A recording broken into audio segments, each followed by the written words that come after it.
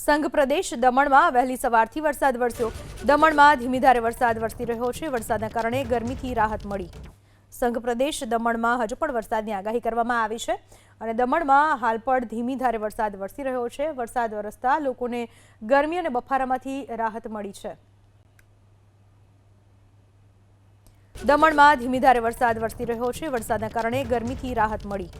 સંઘ પ્રદેશ દમણમાં હજુ પણ વરસાદની આગાહી કરવામાં આવી છે અને દમણમાં હાલ પણ ધીમી ધારે વરસાદ વરસી રહ્યો છે। વરસાદ વરસતા લોકોને ગરમી અને બફારામાંથી રાહત મળી છે।